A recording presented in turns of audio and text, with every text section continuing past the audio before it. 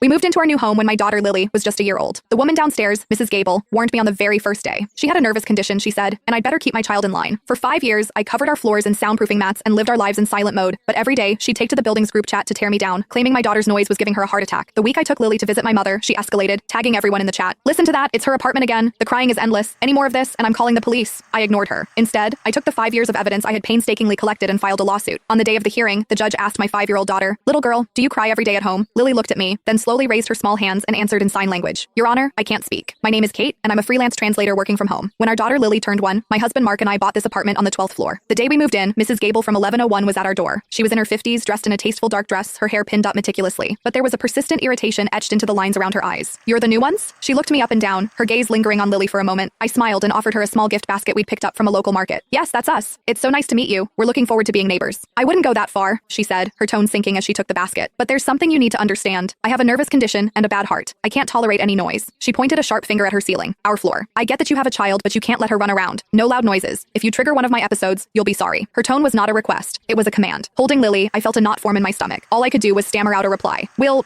be careful." Only then did Mrs. Gable nod, satisfied, and turn to leave. Watching her walk away, I felt a sense of dread. Mark came over, his brow furrowed. "What's her problem? Who talks to people like that?" "Let it go," I said, trying to soothe him as much as myself. "It's better to keep the peace. We'll just have to be extra quiet." For the sake of being careful, I lined our floors with the thickest, most expensive soundproofing mats I could find. When Lily started walking, the first thing I taught her was to tiptoe. I told her a sick grandma lived downstairs, and we were her guardian angels, sworn to protect her with our quiet. Lily, bless her heart, was a quick learner. She moved with the silent grace of a kitten. She never ran in the living room. Her toys were soft plushies and wooden blocks. Anything that made a sound or could roll across the floor was packed away. The television was never on. Mark and I got used to wearing headphones. Our home was forced into silent mode. I thought that would be enough. I thought we could finally have peace. I was wrong. Mrs. Gable's complaints never stopped. At first, it was, "Kate, dear, were you moving furniture last night?" There was a loud thud that sent my heart leaping into my throat. I racked my brain. The night before, around 7, Lily had accidentally dropped a picture book. "Did your daughter have a ball in the house yesterday?" I'm telling you, my blood pressure shot through the roof. We didn't even own a ball. I was about to explain, but Mrs. Gable wouldn't hear it. She clutched her chest, looking like she might collapse at any moment. "Don't even bother. I can't listen to it. My body just can't take the stress." She wasn't here to talk. She was here to accuse. The words died in my throat. Soon she moved her campaign from my doorstep to the building's group chat. "The apartment 1201. Can you please control your child? She's been running around since 5 this morning. Does anyone else want to get some sleep?" She followed it with a photo of herself lying on the sofa, a bottle of heart pills artfully placed on the end table. I checked my phone. It was 7 o'clock. I immediately replied in the chat, "Mrs. Gable, Lily was asleep until 6. Are you sure you're not mistaken?" She replied instantly, "Mistaken? My ears are the only proof I need. The noise from your apartment is like an earthquake. Don't think I don't know what you're doing. You're bullying a poor old woman." Other residents, oblivious to the truth, started chiming in. "Having kids upstairs can be tough. Let's all try to be understanding." "Yeah, Kate, an old woman's health is important. Maybe just try to keep it down a bit. It is a little early for that much noise." The wave of well-meaning but misguided